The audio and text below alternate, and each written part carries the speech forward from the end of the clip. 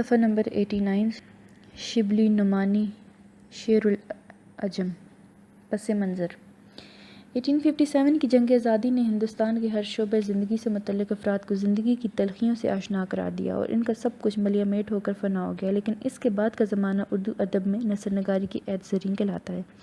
یہ وہ عہد تھا جب سر سید مذہبی اور اخلاقی مضامین لکھ کر اردو ادب میں نئی راہیں کھول رہے تھے، مولانا آزاد انشا پردازی کے رنگین اور تر و تازہ پھول کھلا رہے تھے، ڈپٹی نذیر احمد اپنی ظرافت اور ناول نگاری کے ذریعے اردو ادب کو زعفران زار بنا رہے تھے، حالی سوانح نگاری کے مرکوں سے ایوان اردو سے جا رہے تھے اور شبلی تحقیق و تدقیق کی چاندنی سے اس زبان کے تاریک کوشوں کو منور کر رہے تھے۔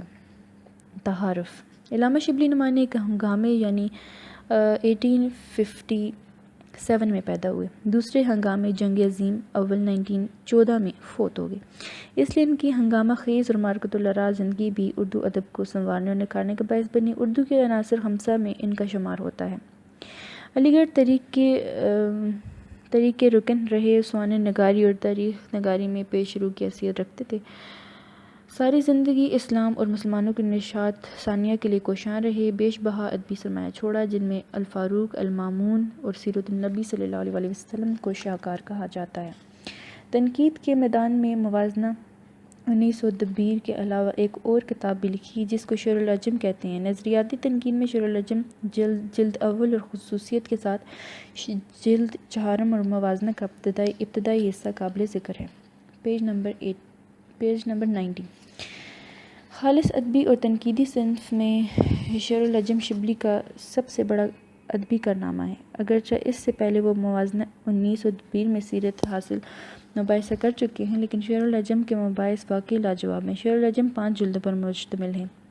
بقول میاں بشیر احمد، شیر العجم کا چوتھا حصہ خصوصاً شاعری پر ایک ایسی جامع اور مبسوط تبصرہ ہے کہ اردو زبان اس کی وقت نظر، سلاست وقت زبان اور پیرایہ بیان پر بجا طور پر فخر کر سکتی ہے۔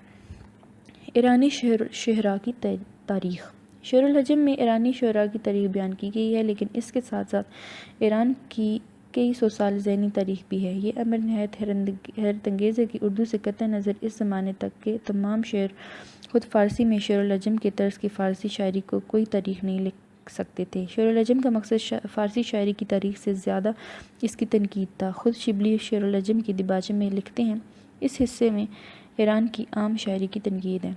کتاب کی مباحث: شبلی نے اس کتاب میں شاعری کی حقیقت، تاریخ اور شاعری کا فرق، شاعری اور واقعات نگاری کا فرق، مصوری اور شاعری کا ذوق نہایت تفصیل سے بیان کیا۔ اس کے بعد شبلی نے شاعروں کے بنیادی مسائل، محاکات اور تخیل پر بحث کی ہے۔ علاوہ ازیں تشبیہ، استعارہ، حسن الفاظ، سادگی، واقعہ نگاری، اصلیت اور شاعری کے تاثر کے اسباب پر اظہار خیال کیا ہے۔ شبلی کی تنقیدی نظریات: اردو تنقیدی روایات میں شبلی پہلے نقاد ہیں جنہوں نے نظریاتی تنقید پر مجتہدانہ بحث کی اور کامل یقین اور رسوخ کے ساتھ تنقید کے نظریاتی مسائل پر روشنی ڈالی ہے۔ صفحہ نمبر 91 شعر کی ماہیت: شبلی کے نزدیک شعر سماج کی پیداوار نہیں بلکہ خدائی دین ہے، یعنی عطیہ خداوندی اور انسان کے جذبہ حرکات کے ساتھ ادا ہوتے ہیں، لیکن انسانوں کو جانوروں سے بڑھ کر ایک قوت دی گئی ہے، یعنی نطق کو گویائی۔ اس لیے اس پر جب کوئی جذبہ طاری ہوتا ہے تو بے ساختہ اس کی زبان سے موزوں الفاظ نکلتے ہیں، اس کا نام شعر ہے۔ شبلی شعر کی تعریف یوں کرتے ہیں کہ جو جذبہ الفاظ کے ذریعے ادا ہوں وہ شعر ہے۔ آگے چل کے وہ بتاتے ہیں کہ جو کلام انسانی جذبات کو برانگیختہ کرے اور ان کی تحریک میں لائے وہ شعر ہے۔ اس تعریف سے 2 نتیجے نکلتے ہیں، ایک یہ کہ شبلی کے نزدیک شاعری کے لیے جذبات ضروری ہے، جذبات کے بغیر شاعری وجود میں نہیں آ سکتی۔ دوسرا یہ کہ شبلی شاعری کو جذبات برانگیختہ کرنے کا ایک ذریعہ سمجھتے ہیں، حالی بھی اس کے قائل تھے۔ شعر کی عناصر ترکیبی: محاکات اور تخیل: شبلی کے نزدیک شاعری کے اصل عناصر محاکات اور تخیل ہیں۔ وہ اس بات کا اعتراف کرتے ہیں کہ شاعری میں کئی چیزیں ہوتی ہیں، مثلاً وزن، خیال بندی، شیریں اور سادہ الفاظ، طرز ادا کی جدت وغیرہ، لیکن محاکات اور تخیل کے بغیر شعر کو شعر ہی نہیں کہا جا سکتا۔ شبلی کے خیال میں ارسطو صرف محاکات کو شاعری بتاتا ہے، لیکن وہ ارسطو کے اس خیال سے متفق نہیں ہے۔ وہ اس بات کو مانتے ہیں کہ بہت سے اشعار میں صرف محاکات ہی ہوتے ہیں اور شعر کو مانا جاتا ہے، لیکن اگر تخیل بھی اس میں شامل کر دی جائے تو شعر صحیح معنوں میں شعر ہو جاتا ہے۔ صفحہ نمبر 92 محاکات کا مطلب: محاکات کا مطلب ان کے نزدیک یہ ہے کہ کسی چیز یا کسی حالت کا بیان اس طرح کرنا کہ اس شے کی تصویر آنکھوں میں پھر جائے، لیکن ان کے خیال میں یہ تصویر تخیل کی مدد سے ہی دلکش ہو سکتی ہے۔ تخیل، شبلی تخیل کو اختراعی قوت کا نام دیتے ہیں۔ قوت تخیل ہی شاعری میں شاعرانہ مضامین پیدا کرتی ہے۔ تخیل کی مدد سے ہی شاعر مختلف چیزوں کو دیکھ کر ان کے مشترک وصاف کو ایک سلسلے میں مربوط کرتی ہے۔ تخیل پر شبلی نے اچھی خاصی بحث کی ہے، لیکن اس میں وہ غور و فکر اور گہرائی نہیں ملتی جو کولرج وغیرہ کے ہاں ملتی ہے۔ اس کی وجہ یہ ہے کہ شبلی کو ان نقادوں سے استفادہ کرنے کا موقع نہیں ملا۔ الفاظ، محاکات اور تخیل کے علاوہ شبلی الفاظ کی اہمیت پر بھی روشنی ڈالتے ہیں۔ وہ کہتے ہیں کہ شاعری یا انشاء پردازی کا دار و مدار زیادہ تر الفاظ پر ہی ہے۔ وہ فنی اور جمالیاتی پہلوؤں پر بھی بحث کرتا ہے اور شعر کو خوبصورتی اور اثر کے لیے تشبیہ و استعارہ اور سادگی کو ضروری قرار دیتا ہے۔ نمبر 3، ہیئت و مواد۔ ہیئت اور مواد کی بحث میں بعض لوگ اور خاص کر ترقی پسند نقاد شبلی پر ناک منہ چڑھاتے ہیں۔ شاعری ایک سماجی عمل ہے۔ شبلی شاعری کو انسانیت کی خدمت اور ارتقاء کا ایک بہترین اور کامیاب آلہ تصور کرتے ہیں۔ وہ فرماتے ہیں، شعر ایک قوت ہے جس سے بڑے بڑے کام کیے جا سکتے ہیں۔ شریفانہ اخلاق پیدا کرنے کا شاعری سے بہتر کوئی آلہ نہیں ہوتا۔ ان خیالات سے صاف ظاہر ہوتا ہے کہ وہ شاعری کی افادیت کا قائل ہے۔ شعر کا اثر، شاعری کا استعمال اور شعر و شاعری کی عظمت کے عنوانات کے تحت جس طرح شبلی نے شرط و بسط کے ساتھ بحث کیا، وہ اردو ادب میں بہت اہمیت کی عمل ہے۔ صفحہ نمبر 93، شاعری پر بدنسلی کا اثر۔ شبلی پہلے نقاد ہے جنہوں نے شاعری پر بدنسلی کا اثر کے عنوان کے تحت قلم اٹھایا اور ایرانی شاعر کے اندر جو ابتذال اور سوکیانہ پن پیدا ہو گیا تھا، اس کی علت عامی پر روشنی ڈالی ہے۔ شبلی فرماتے ہیں، فارسی میں 4 شعر ایسے نہیں جن میں کسی شاعر نے خاص تخیز و غضب کی جذبات کا ظاہر کیا ہو۔ یعنی شاعری جب سے نیچ لوگوں کے ہاتھوں میں آئی ہے، اس وقت سے یہ بے آبرو ہو گئی ہے۔ شبلی کہتے ہیں کہ اول جب شاعری شروع ہوئی تو اچھے خاندانوں والے لوگ شاعری کیا کرتے تھے، لیکن بعد میں ہر کس ناقص شاعری کرنے لگا تو اس سے شاعری میں عامیانہ پن پیدا ہو گیا۔ شاعری بدنسل لوگوں کے ہاتھ کی رکھیل بن گئی۔ غزل شبلی کی نظر میں، فارسی شاعری میں معشوق حسن و صورت کے لحاظ سے جس قدر بے نظیر اور بے عدیل ہے، اس قدر اخلاقی لحاظ سے بھی تمام عیوب کا مجموعہ ہے۔ شبلی نے اس پر جو تنقید کی ہے وہ اخلاقی تنقید کی جان ہے۔ فرماتے ہیں، ایران کا محبوب اکثر شاہد بازاری اور مبتذل ہوتا ہے اور ہر ایک کے ساتھ ہاتھ آ سکتا ہے، سینکڑوں سے تعلق رکھتا ہے۔ جب محفل میں جلوہ آرا ہوتا ہے تو چاروں طرف سے عشاق کا جمگٹا ہوتا ہے۔ کیونکہ اس زمانے میں غزل میں صرف محبوب کی خوبصورتی اور جور و جفا کے قصے ہوتے تھے، اس لیے شبلی نے فارسی شاعری کے محبوب کو تنقید کا نشانہ بنایا ہے۔ شبلی کی عملی تنقید، پریکٹیکل کریٹیسزم۔ شبلی کی عملی تنقید ان کے تمام تنقیدی سرمایہ پر پھیلی ہوئی ہے۔ تنقیدی روایات میں وہ پہلے نقاد ہیں جنہوں نے عملی تنقید میں تاریخی، نفسیاتی، تقابلی، اخلاقی اور جمالیاتی تنقید کے اصولوں کو برتا ہے۔ صفحہ نمبر 94، اور فن پارے کا جائزہ لینے کے لیے جس قسم کی تنقید کی ضرورت محسوس ہوئی، اس کے اصولوں سے حسب ضرورت فائدہ اٹھایا۔ نمبر 1، تاریخی تنقید۔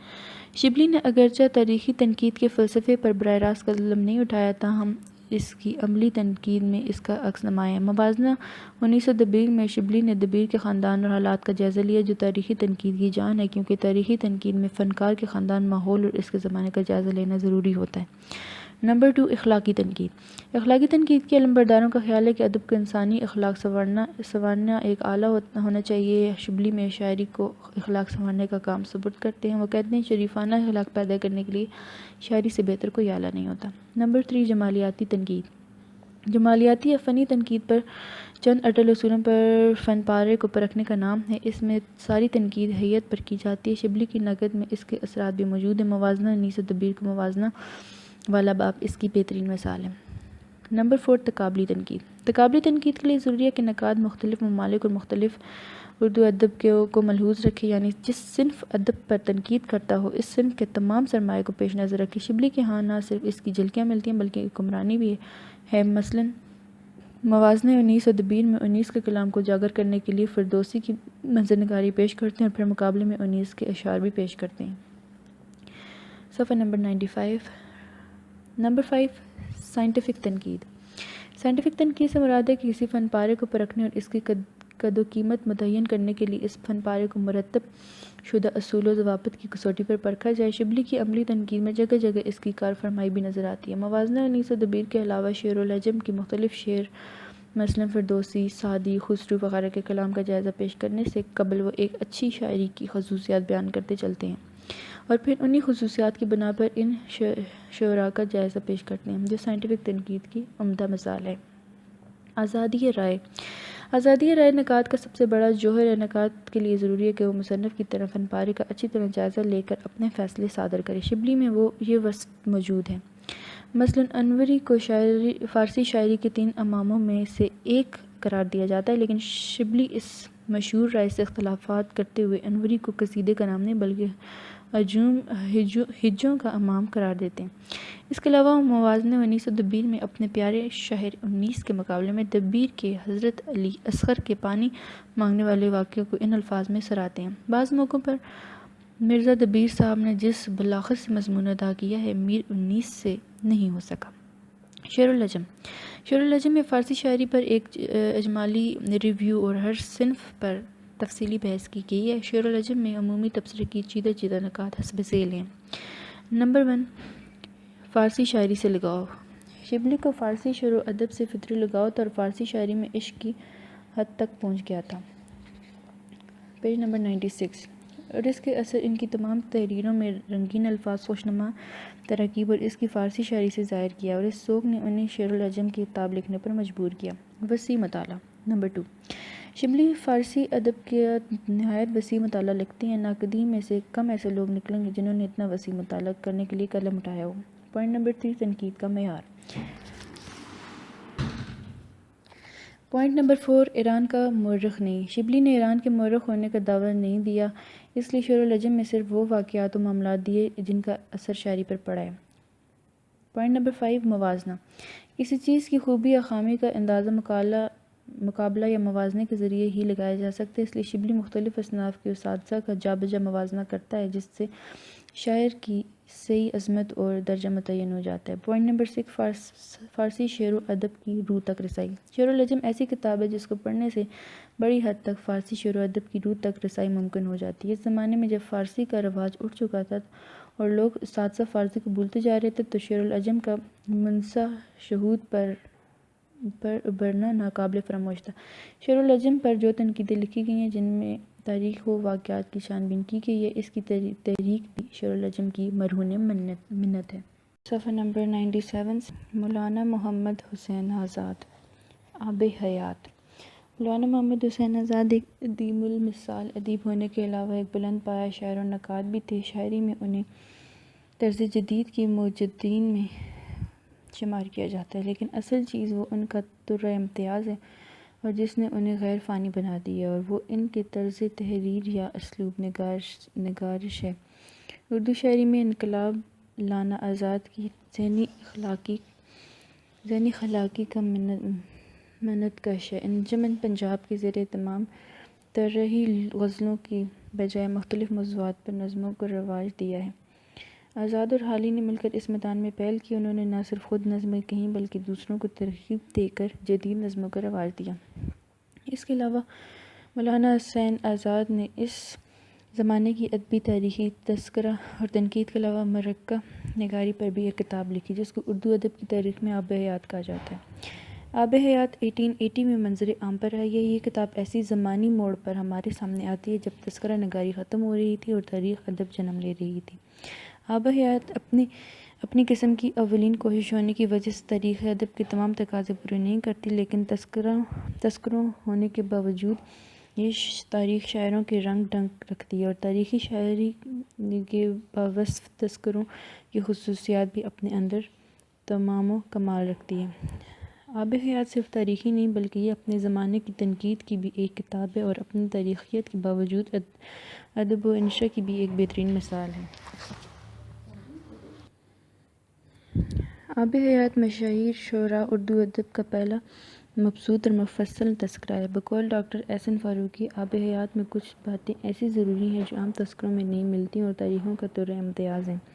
آب حیات کے دیباچے میں اردو زبان کی پیدائش اور اس کی ارتقاء پر لسانی نقطہ نظر سے بحث کی گئی ہے۔ صفحہ نمبر 98۔ جن شعراء کا تذکرہ کیا گیا ہے، ان کا حسب نسل، شکل و صورت، ان کی وضع قطع اور ان کے حالات زندگی اس انداز سے پیش کیے گئے ہیں کہ صدیوں کے مرتے چلتے پھرتے اور بولتے چالتے نظر آتے ہیں۔ ان کے کلام پر تنقید بھی کی گئی اور نمونہ کلام بھی دکھایا گیا ہے۔ شعراء کو 5 ادوار میں تقسیم کر کے پیش کیا گیا ہے۔ ہر دور کے آغاز میں اختصار اور اس کے آخر میں تفصیل کے ساتھ اس عہد کے زبان، اسلوب اور موضوعات سے متعلق خصوصیات لکھی گئی ہیں۔ گویا آب حیات ان عصری تقاضوں کا جواب ہے جو حالات و واقعات کی گردش کے سبب پرانی اور نئی تہذیب کی ٹکر سے وجود میں آئے تھے۔ آب حیات کی تاریخی حیثیت۔ آب حیات سے پہلے اردو میں مختصر تذکرہ نویسی کا رواج عام تھا۔ میر کا نکات الشعراء، شیفتہ کا گلشن بخار اور سراج الدین کا آرزو کا تذکرہ ان سے پہلے لکھے گئے مقبول تذکرے تھے، لیکن آب حیات ایسی کتاب ہے جو نہ صرف اس زمانے کے تذکری نگاروں کے اصولوں پر پورا اترتی ہے بلکہ یہ ادبی تاریخ کا نقطہ آغاز بھی ہے۔ گویا کہا جا سکتا ہے کہ یہ تذکرہ اور تاریخی نگاری ایک حسین سنگم ہے۔ آب حیات کو چند وجوہات کی بنا پر ایک بڑا تاریخی مقام حاصل ہے۔ نمبر 1، آب حیات اردو کی پہلی کتاب ہے جس میں پرانی تذکرہ نویس جدید رنگ کی تاریخ شاعری میں منتقل ہوئی، یعنی آزاد نے پرانی تذکرہ نویسی کی ڈگر سے ہٹ کر اردو شاعری کی ایک تاریخ ہمیں دی ہے۔ نمبر 2، شاعری کی تاریخ کی حیثیت سے آب حیات کو ایک اہم مقام حاصل ہے۔ اردو شاعری کی تاریخ لکھنے میں جتنی بھی پیش رفت ہوئی اس کی اولین رہنمائی آب حیات سے لی گئی ہے۔ نمبر 3، آب حیات اپنے اسلوب کے لحاظ سے بھی منفرد و یکتا ہے۔ اس میں مرکہ نگاری کے ایسے اعلیٰ نمونے ہیں جن کی بنا پر آزاد رہتی دنیا کو یاد رہے گا۔ آب حیات میں مصنف نے تذکرہ نگاری کے اسلوب سے ہٹ کر شاعری کی تاریخ نگاری کی ہے۔ اگرچہ اس کتاب میں تذکرہ نگاری کی بعض خصوصیات بھی موجود ہیں، لیکن چونکہ زیادہ زور شاعری کی تاریخ پر دیا گیا ہے، پیج نمبر 99، اس لیے اس کی تاریخی حیثیت کو اولویت حاصل ہے۔ اس کتاب میں تاریخی شاعری کے بہت سے اوصاف پائے جاتے ہیں، اگرچہ اس کے طرز بیان میں کہانی کے کہنے کا وہ دلچسپ انداز آ گیا ہے جو اس کی تاریخی حیثیت کو مجروح کرتا ہے، لیکن اس انداز بیان نے آب حیات کو پڑھنے کی چیز بنا دیا ہے، اور یہ کتاب اتنی دلچسپ اور مقبول ہو گئی ہے کہ سینکڑوں سال گزرنے کے باوجود آج بھی شوق سے پڑھا جاتا ہے۔ آب حیات میں جو واقعات آزاد نے بیان کیے ہیں، ان کی صحت کے بارے میں ناقدین اور محققین نے شک و شبہ کا اظہار کیا ہے اور کہا ہے کہ آزاد نے تاریخی صداقت کا خیال کم اور افسانویت کا خیال زیادہ رکھا ہے۔ خاص کر حافظ محمود شیرانی نے آب حیات کے بعض تاریخی غلطیوں پہ نقطۂ جرح کی ہے۔ آزاد نے آب حیات میں اردو شاعری کو مختلف ادوار میں تقسیم کیا اور ہر دور کے آغاز میں نئے دور کی شاعری کی خصوصیات کا ذکر، زمانے کی تاریخ کے حصے کا بیان، اردو زبان کی بدلتی ہوئی کیفیتوں کے رنگ، اس کی مثالیں اور نمونے، ادبی رجحانات اور مذاق عام کا مختصر تذکرہ اور حوالہ بھی دیا اور ہر شاعر کی شاعری پر محاکمہ بھی کیا ہے۔ اس کے علاوہ لطائف و ظرائف کا ایک کثیر مجموعہ بھی اس کتاب کے صفحات پر پھیلا ہوا ہے جو ہماری تہذیبی زندگی پر روشنی ڈالتا ہے۔ گویا آب حیات اردو شاعری کی تاریخ، تہذیب کی تاریخ، زبان کی تاریخ اور ایک لحاظ سے رجحانات کی تاریخ بھی ہے۔ اس لیے ڈاکٹر سید عبداللہ فرماتے ہیں، آب حیات اپنی کمزوریوں کے باوجود ایک پرعظمت کتاب ہے اور اسے تاریخ شہری کا نفیس نمونہ قرار دیا جا سکتا ہے۔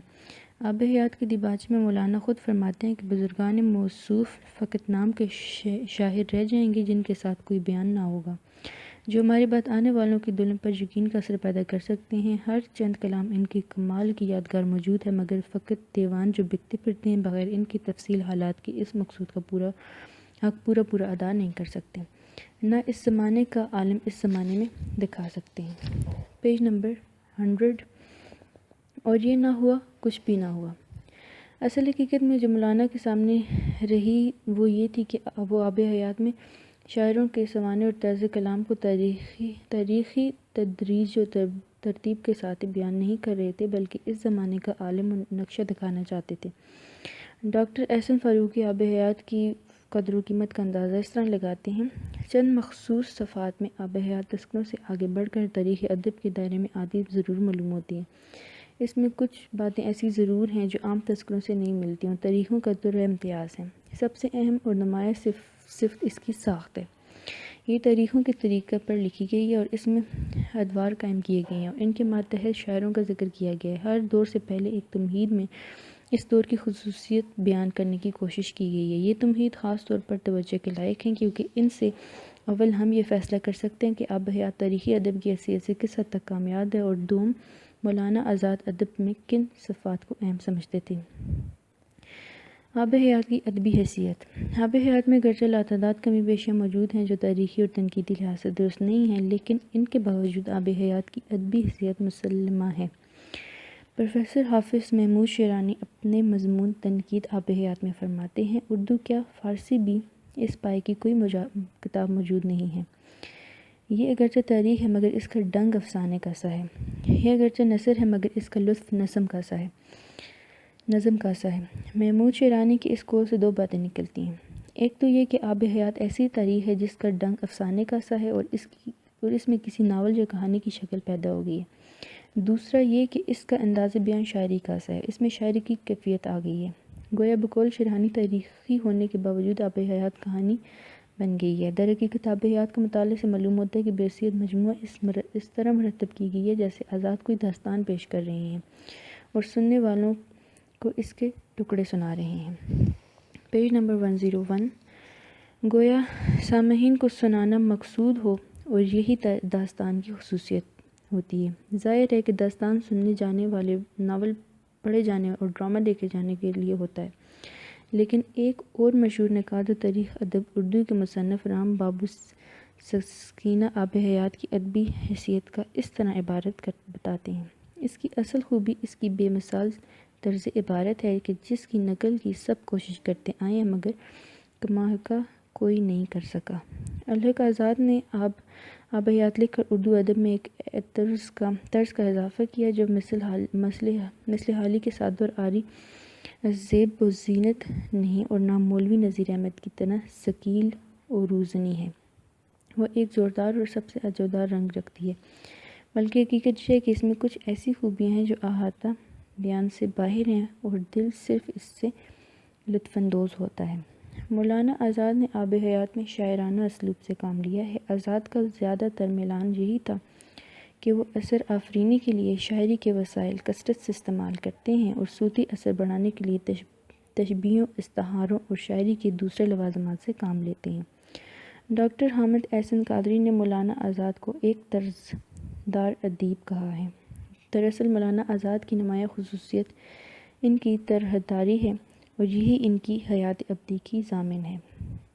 آب حیات میں شعراء کے احوال میں آزاد تحقیق کی بجائے خیالی واقعات لکھے ہیں، لیکن یہ تخیلی پیکر جو انہوں نے اپنے قلم سے تراشے ہیں اور ان میں روح ڈال دی ہے۔ محاکات کا یہ عالم یہ ہے کہ تخلیقی تصویریں چلتی پھرتی اور بولتی چالتی نظر آتی ہیں۔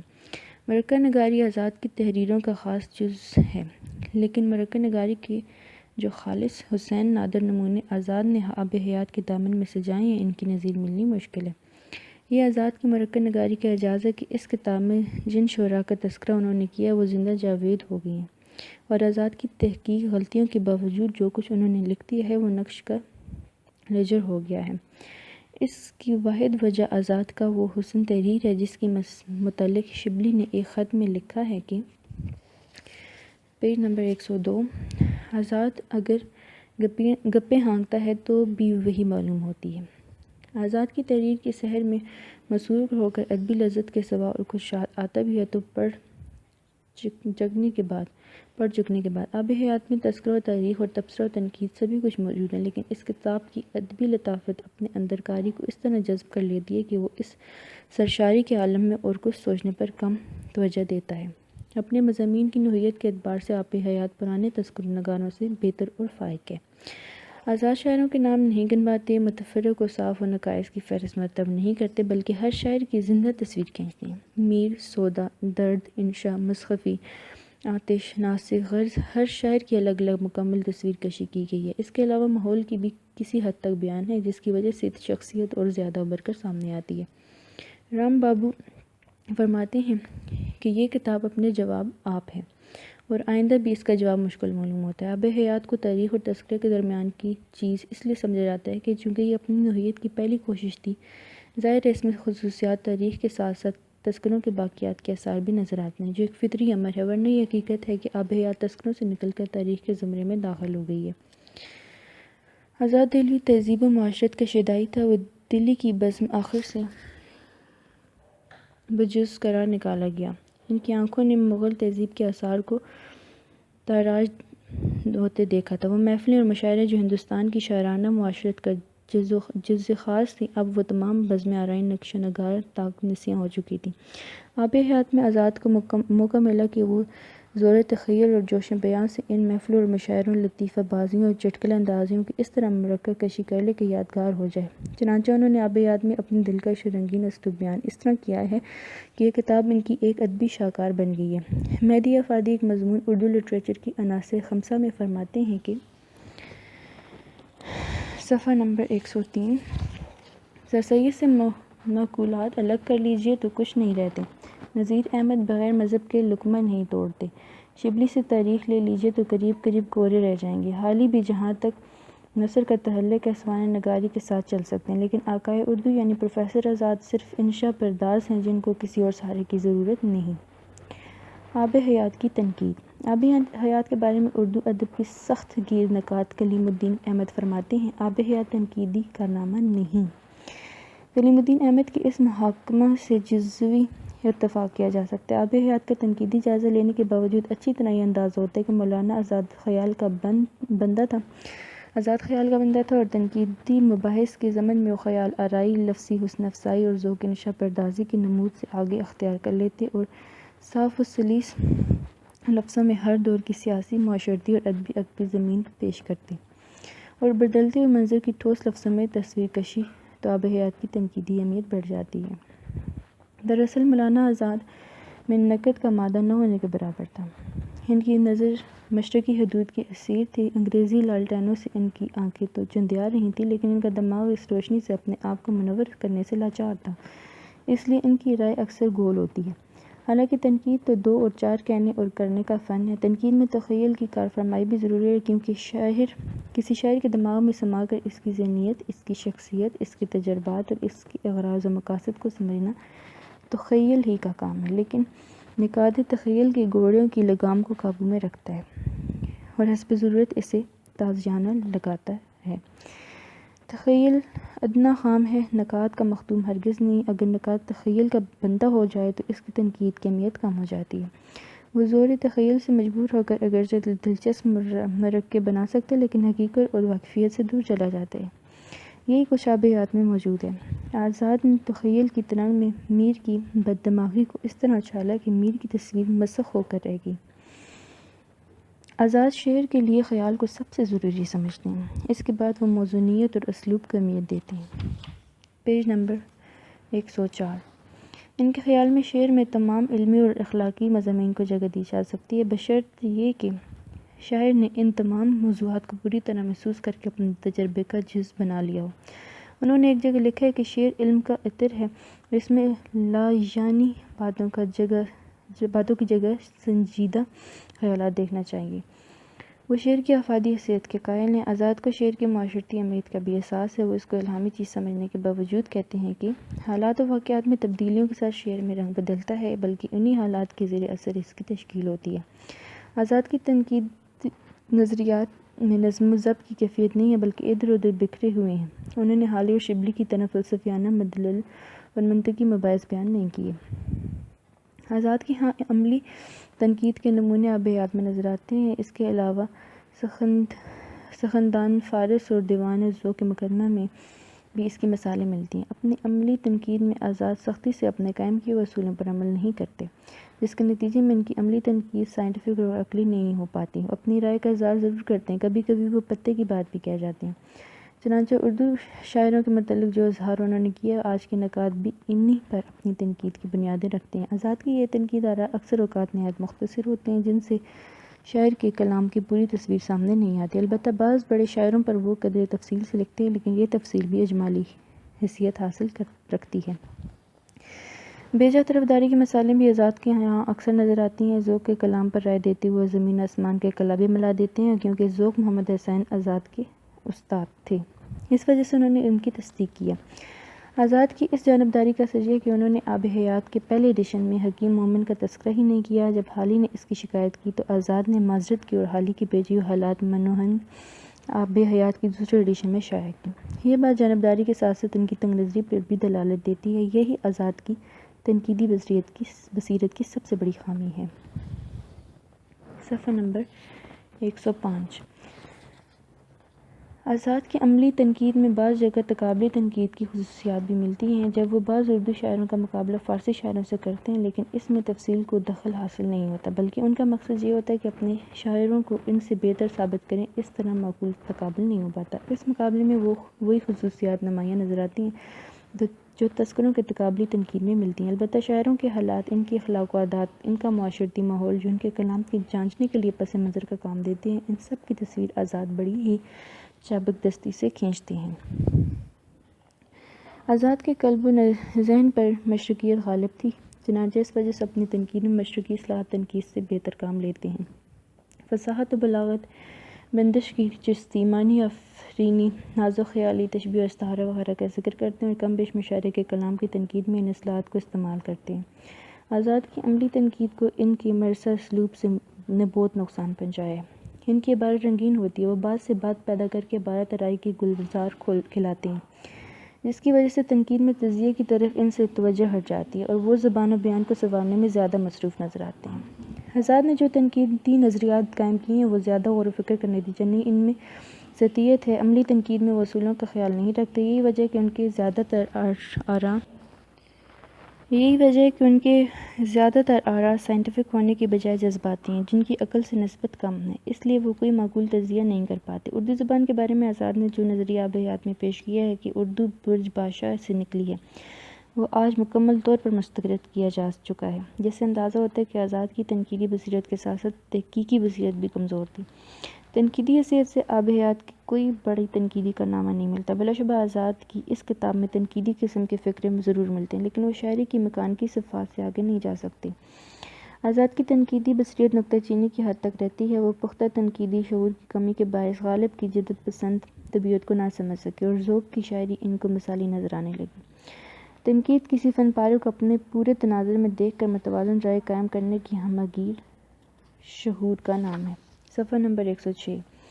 مورخ اور نقاد کا پہلا فرض صداقت، انصاف اور بے تحسبی ہے، لیکن آب حیات کے مصنف کی یہ عجیب عادت ہے کہ اپنی رائے کی تائید میں یا اپنے مفروضات کو ثابت کرنے کے لیے یا اپنی پسندیدہ اور ناپسندیدہ اشخاص کے مدح ذم کی خاطر کبھی واقعات فرض کر لیتے ہیں اور کبھی خلاف واقعہ نتائج اخذ کر لیتے ہیں۔ یہ کہنے کہ زیادہ مناسب ہوگا کہ آزاد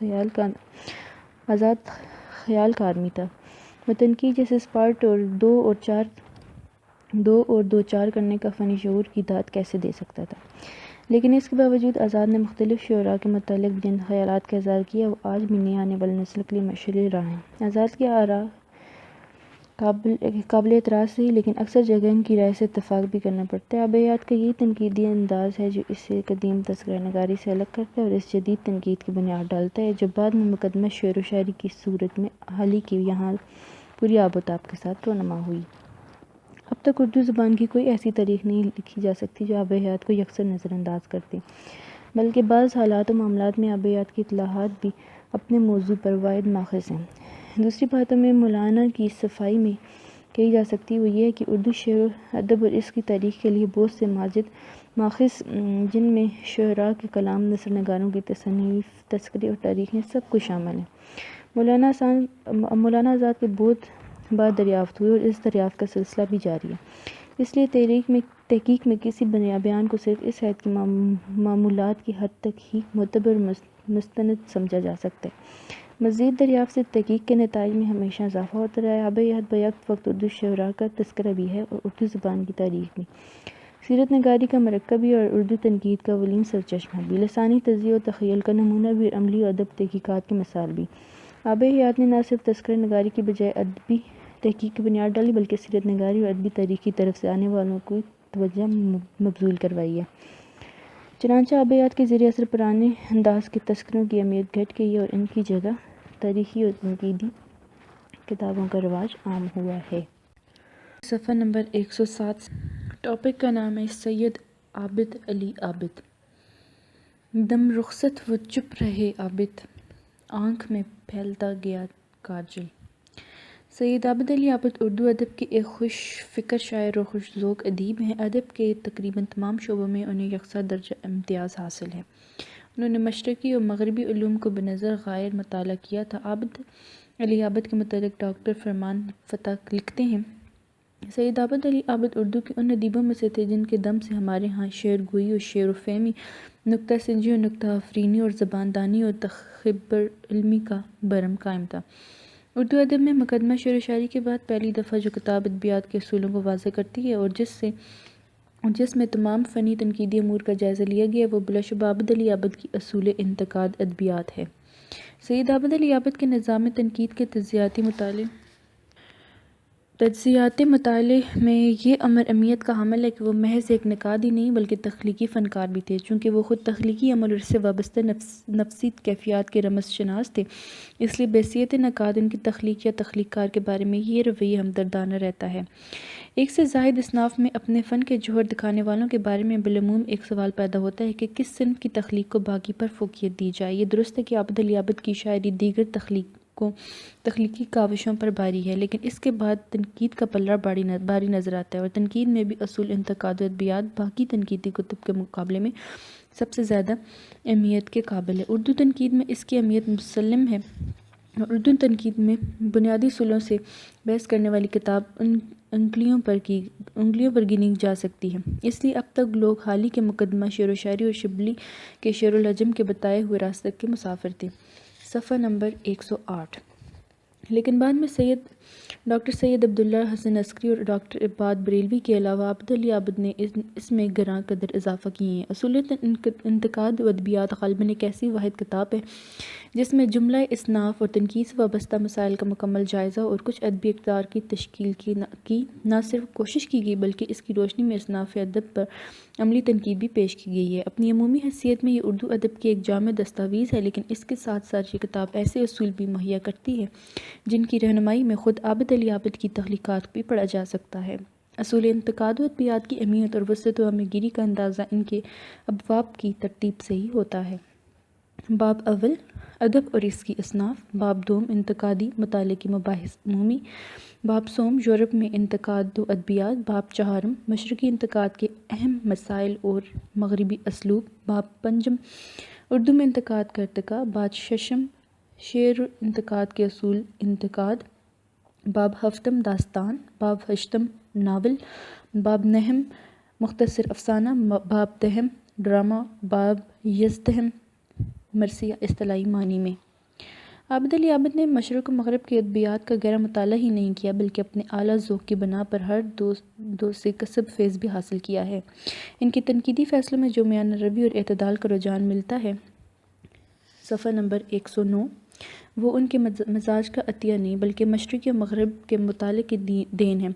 اس لیے نہ تو وہ مغرب کے بے جا گن گاتے ہوئے مرعوب نظر آتے ہیں اور نہ روایات کا سہارا لے کر مشرق کی تعریف میں رطب اللسان ہوتے ہیں۔ وہ خود اس کتاب کے متعلق فرماتے ہیں: اس کتاب کا نصب العین یہ ہوگا کہ مشرق و مغرب کی اسالیب انتقاد کی مشترک اقتدار دریافت کریں۔ عابد کے تنقید نظریات کی اعتبار سے اردو ادب میں نہیں بلکہ علم انتقاد میں بھی ایک اہم اور فکر افروز صافہ ہے، اور یہ تنقیدی نظریات انسان کے داخلی اور خارجی زندگی کی طویل سیاحت اور گہرے مطالعے کا نتیجہ ہے۔ اس مطالعے میں انہوں نے انسانی نفسیات کی مختلف مدارج حیات میں کیفیات کو گرفت میں لینے کی کوشش کی ہے۔ نفسیاتی قوتیں۔ نمبر 1، ذوق کی داستان سرائی۔ انسانی مختلف مدارج حیات میں جن راہوں پر چلا ہے، عابد نے ان کی تلاش ادبی سرمایہ میں کی ہے۔ ابتدا میں جب انسان کو اپنی ذات کے تحفظ اور بقا کے لیے خارجی قوتوں سے نبرد آزما ہونا پڑتا ہے تو اس وقت انسان کے ذوق داستانی سرائی نے جنم دیا، اور انسان نے اپنی مہم جوئی کی طویل سرگزشت کو رومانوی اور داستان کی صورت میں بیان کیا۔ نمبر 2، ذوق خود نمائی۔ اس کے بعد اپنی ذات کی سیاحت اور داخلی کشمکش اور ذوق خود نمائی کے جذبے کے تحت غنائیت، غزل، قصیدے اور فکر انگیز فلسفیانہ شاعری کو اظہار کا ذریعہ بنایا۔ نمبر 3، ذوق بزم آرائی۔ صدیوں کے ارتقاء اختلاط نے جب انسان میں دوسروں سے مل جل کر رہنے والے اور ان کے دکھ شک میں شریک ہونے کی امنگ پیدا کی تو صفحہ نمبر 110، اس وقت ذوق بزم آرائی نے انگڑائی لی، اور اس ذوق بزم آرائی نے تمثیل کی صورت اختیار کی۔ یہ تمثیل نظم یا شعر کی صورت میں انسان کے ذوق بزم آرائی کی تسکین کرتی رہی۔ اس تمثیل کا مظہر ناول، افسانہ اور ڈرامہ ہے۔ عابد علی عابد نے انسانی نفسیات کے متعلق سے جو نتائج اخذ کیے ہیں وہ تنقید میں خوشگوار اضافے کا باعث بنے۔ اردو تنقید میں اسی انداز کی ایک اور کتاب ڈاکٹر وزیر آغا کی کتاب اردو شاعری کا مزاج ہے۔ ادبی مسائل پر بحث۔ عابد نے بعض اہم ادبی مسائل پر بھی روشنی ڈالی ہے۔ ادب اور مشاعرہ، ادب اور اخلاق اور ادب اور حسن کے بارے میں تبصرہ کیا گیا۔ ان کے ذہن رساں کا یہ کمال ہے کہ انہوں نے ادب اور معاشرے کی بحث میں اشتراکی اور نفسیاتی نقطہ نظر سے چشم پوشی نہیں کی، بلکہ آزاد فکر سے کام لیتے ہوئے 3 رہنما اصول مقرر کیے۔ الف، ادب شعوری طور پر یا غیر شعوری طور پر اس معاشرے کی ترجمانی کرتا ہے جس سے وہ مربوط ریلیٹڈ ہوتا ہے۔ ب، ادب نہ صرف معاشرے کا ترجمان ہوتا ہے بلکہ دائماً تغیر پذیر معاشرے کی قوتوں میں سے ایک نئے قائم ہونے والے معاشرے کی تصویریں بھی نظر آتی ہیں جو پہلے اس کے وجود و معنوی کے آئینے میں عکس پذیر ہوتا ہے اور پھر خارجن صورت پذیر یا متشکل ہوتا ہے۔ جیم، ادب کو انتقاد بناتے وقت ان معاشرتی اور ثقافتی حوالوں کو ملحوظ رکھنا چاہیے جو ادب سے مربوط ہیں اور جنہیں اس ادب کا نظام نسبتی کہہ کر پکارا جا سکتا ہے۔ ذوق سلیم کی اہمیت۔ ادب کے تفہیم و تشریح اور تنقیدی فیصلوں میں عابد علی عابد نے ذوق سلیم کو بے حد اہمیت دی ہے اور ذوق سلیم کلاسیکی تنقید میں اساسی حیثیت رکھتا ہے۔ اگر ایک طرف اس کے بارے میں یہ دعویٰ کیا جاتا ہے کہ یہ وجدان یا جمالیاتی حس کی مانند الہامی شے ہے تو صفحہ نمبر 111، تو دوسری طرف اس کی ترتیب کے لیے فنی اسرار درموز سے لے کر اساتذہ کی کم سے کم 1,00,000 اشعار زبانی یاد کرنے پر زور دیا گیا ہے۔ اس سے ادب کے لیے معیار تسلیم نہ کرنے پر بھی ادب فہمی میں اس کی اہمیت سے انکار ممکن نہیں۔ عابد علی عابد نے اپنی تحریروں میں ذوق سلیم کی اساسی اہمیت کو مدنظر رکھتے ہوئے اسے ادب کے لیے معیار مقرر دیا ہے۔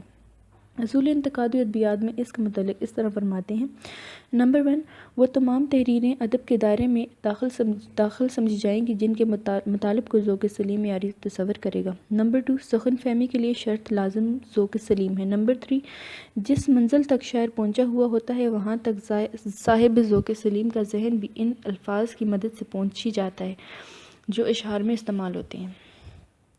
زبان شعر۔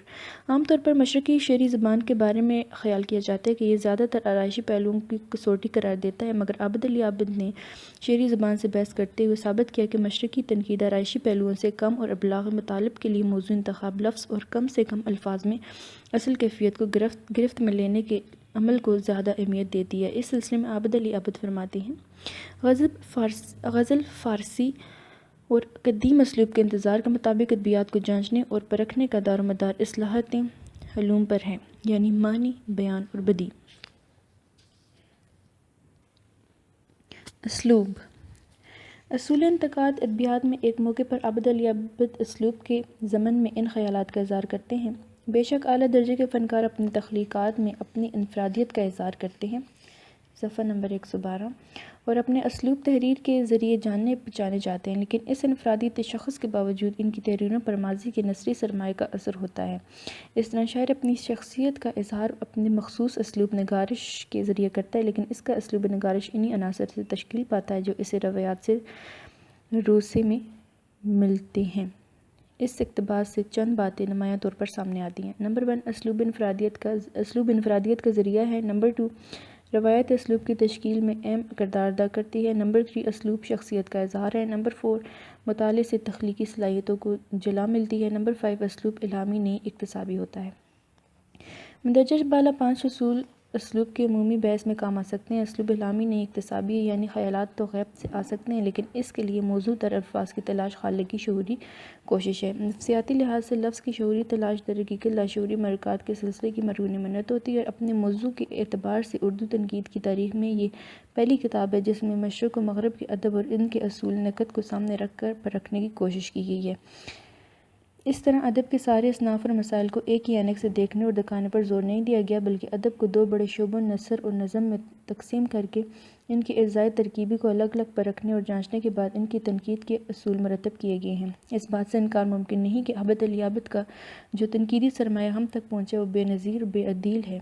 کوئی نیا نکات جب کسی فن پارے کی اہمیت متعین کرے تو اسے عابد علی عابد کے تنقیدی نظریات سے صرف نظر کرنا ناممکن ہوگا۔